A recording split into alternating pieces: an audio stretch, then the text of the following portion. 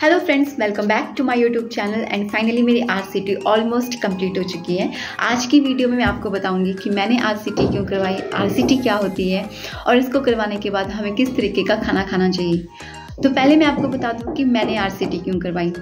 तो school time पे ऐसा हुआ था कि मेरे 2-3 दांतों में हल्की हल्की सी कैविटी बनना स्टार्ट हो गई थी।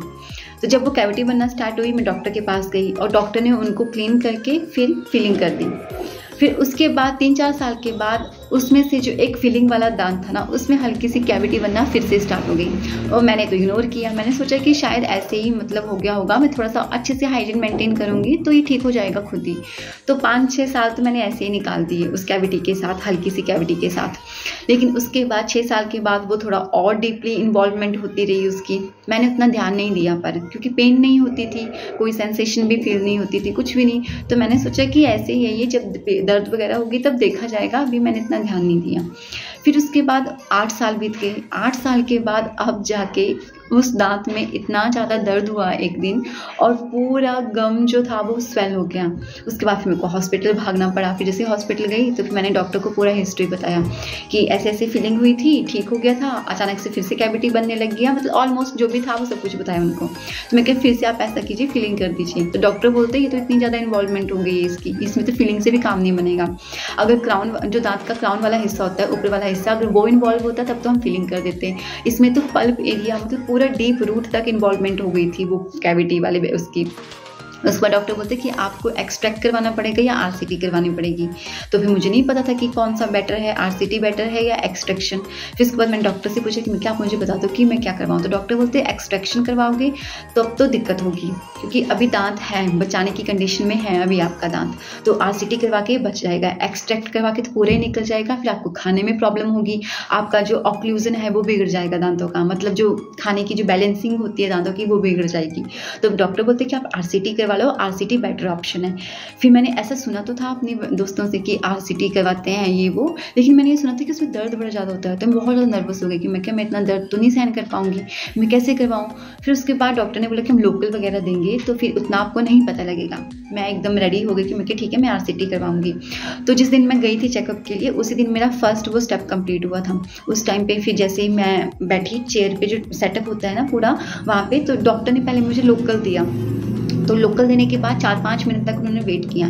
फिर जैसे 4-5 मिनट हो गए, उन्होंने मुझे पूछा कि आपको थोड़ा भारीपन लग रहा है। मैं क्या हाँ लग रहा है। तो फिर उन्होंने फिर बाद में उसके बाद अपना जो भी प्रोसीजर है वो शुरू किया। तो पहले जो ड्रिल मशीन होती है ना, वो जो दांत का ऊपर वाला हिस्सा था क्राउन एरिया, उस ड्रिल मशीन से ऊपर वाले हिस्से में पहले उन्होंने ओपनिंग किया। फिर ओपनिंग करने के बाद फिर वो जो हैंड फाइल्स आते हैं, हैंड इंस्ट्रूमेंट्स वगैरह आते हैं, उनसे पूरा क्लीनिंग करना स्टार्ट किया, पूरा डीप क्लीनिंग किया अच्छे से। बीच बीच में वो वहाँ पे वॉशिंग भी कर रहे थे सोडियम हाइपोक्लोराइड सॉल्यूशन से, और जो असिस्टेंट था वो उसको सक्शन कर रहा था। फिर उसके बाद जो फर्स्ट डे था उस दिन तो यही हुआ, ड्रिलिंग से ओपनिंग करके क्लीनिंग हुई और उसके बाद फिर वो अच्छे से वहाँ पे फिर से उन्होंने 2-3 कॉटन के छोटे छोटे डाले वो पीसेस। और उसके बाद उन्होंने मुझे बोला कि इस साइड से आपने खाना नहीं है, क्योंकि 2-3 घंटे तक तो वो जो एनेस्थेशिया दिया था उसका भी असर होता है, ऊपर से फिर वो दांत का भी वो था। तो उन्होंने मुझे बोला कि 2-3 घंटे तक कुछ खाना पीना नहीं है, उसके बाद फिर आप लिक्विड डाइट ले सकते हो। पर लिक्विड में भी ऐसा करना है कि ज़्यादा ठंडा नहीं खाना, ज़्यादा गर्म भी नहीं खाना, एकदम नॉर्मल जैसा होता है ना वैसा आपको खाना है, और कोई ऐसी हार्ड चीज़ नहीं खानी है, और इस साइड से तो बिल्कुल भी नहीं चबाना है। ये सब उन्होंने मुझे बताया था। फिर उन्होंने मुझे अगला अपॉइंटमेंट दे दिया कि आप सेकंड विजिट के लिए इस डेट को आना। उस दिन भी मैं चली गई, मैं क्या आज तो ये कंप्लीट कर देंगे। लेकिन सेकंड विजिट वाले दिन भी मेरे साथ ऐसे ही हुआ कि उन्होंने क्लीनिंग वगैरह की, और क्लीनिंग के टाइम पे वही वो हैंड इंस्ट्रूमेंट से क्लीनिंग कर रहे थे। फिर क्लीनिंग के टाइम पे मुझे उस टाइम पे भी इतना ज़्यादा पेन फील हो रहा था कि मैं बर्दाश्त नहीं कर सकती, क्योंकि शायद वो बहुत डीपली उस दिन कर रहे थे, तो शायद कुछ नर्व्स का कुछ फंक्शनिंग रह गया होगा किसी का कि क्या। तो उन्होंने फिर मुझे सेकंड डे फिर से लोकल दिया था। ऐसे सेकंड डे लोकल नहीं देते, लेकिन मुझे पेन हो रहा था इसलिए फिर उन्होंने मुझे सेकंड डे भी फिर लोकल दिया। फिर उसके बाद जब लोकल दिया तब तो पता ही नहीं लगता। फिर उसके बाद फिर से उन्होंने क्लीनिंग वगैरह की अच्छे से, और उसके बाद फिर उन्होंने फिर से कॉटन वगैरह रखा और मेरे को घर भेज दिया और बोला कि वैसा ही सेम कि खाना पीना नहीं है इस साइड से, और आप फिर थर्ड विजिट के लिए इस डे को आना। फिर थर्ड विजिट को मैं फिर से गई। मैंने सोचा कि आज थर्ड विजिट है तो आज तो अच्छे से ये फिलिंग वगैरह करके कैप वगैरह लगा देंगी तो आज कंप्लीट हो जाएगा। लेकिन थर्ड विजिट वाले दिन भी क्लीनिंग ही हुई। फिर मैं सोच रही थी कि मेरा दांत इतना ज़्यादा इन्फेक्टेड हो गया है अंदर तक कि मतलब 3 विजिट से क्लीनिंग ही चल रही है। तो डॉक्टर बोलते कि हमें मतलब पूरा अच्छे से देखना होता है कि बाद में आपको कोई प्रॉब्लम ना हो, तो पहले से ही क्योंकि डॉक्टर बहुत अच्छे से बहुत नाइसली थे, तो फिर उन्होंने बहुत अच्छे से एक्सप्लेन किया कि बाद में आपको कोई दिक्कत ना हो, कुछ नहीं हो। और ज़्यादा मतलब कैविटी बन गई है अंदर तक, पूरा हमें पल्प बिल्कुल अच्छे से निकालना पड़ेगा ये ताकि बाद में आपको कोई और दिक्कत ना हो, पल्स वगैरह ना बन जाए। ऐसे करके उन्होंने पूरा मेरे को समझाया। तो थर्ड विजिट वाले दिन भी क्लीनिंग वगैरह हुई और फिर उन्होंने बाद में टेम्परेरी फिलिंग कर दी। तो टेम्परेरी फिलिंग का ये था कि फिर से वही कि इस साइड से खाना नहीं है, भले ऊपर तक पूरी फिलिंग कर दी थी लेकिन वो टेम्परेरी फिलिंग थी।